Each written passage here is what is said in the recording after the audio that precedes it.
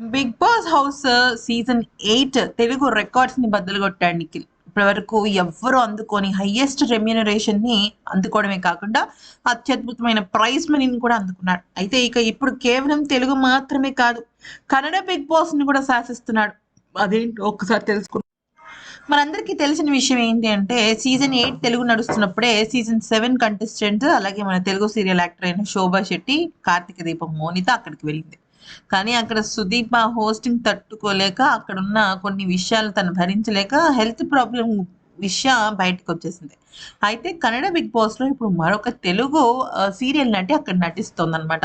మనందరికీ తెలిసిందే, నిఖిల్ అలాగే భవ్య గౌడ ఇద్దరు కలిసి నటించిన కలిసి ఉంటే కలదు సుఖం అనే సీరియల్ ద్వారా భవ్య గౌడ మనందరికీ తెలిసిందే కదా. అయితే ఇప్పుడు కన్నడంలో ఈ అమ్మాయి చాలా బాగా ఆడుతుంది. అయితే ఇక్కడ మ్యాటర్ ఏంటంటే రైట్ సైడ్ మీరు చూస్తున్న ఈ ఫోటో ఉంది కదా, దీని పేరు హనుమంతు. అయితే హనుమంతు ఒక కన్నడ ఆ, కన్నడ ఫోక్ సింగర్. అంటే తెలుగులో రేలా రే రేరా అని ఒక సూపర్ సింగర్ వచ్చింది. అంతా కూడా జానపద గేయాలు ఉంటాయి కదా, అలాంటి ఒక సింగర్ అనమాట కన్నడకు సంబంధించి. అయితే ఫస్ట్ 10 వారాలంతా కూడా హనుమంత్ విన్నర్ అనమాట.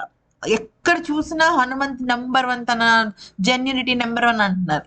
కానీ నిఖిల్ ప్రమోషన్స్ ఎప్పుడైతే బిగ్ బాస్ సీజన్ 8 నుంచి బయటకు వచ్చి భవ్యాన్ని సపోర్ట్ చేయడం మొదలెట్టాడో, తన సీరియల్ నటి అని చెప్పేసి, అప్పటి నుంచి ఈ అమ్మాయి టాపర్ రేస్ కు వెళ్ళిపోయింది అనమాట. అంటే అప్పటి వరకు టాప్ 3 టాప్ 2 లో ఉన్న భవ్య ఒక్కసారిగా విన్నర్ రేస్ లోకి వెళ్ళిపోయి హనుమంతుని వెనక్కి తోసేసింది అనమాట. అయితే ఇప్పుడు Hanumanthu second position, first position లో భవ్య ఉంది.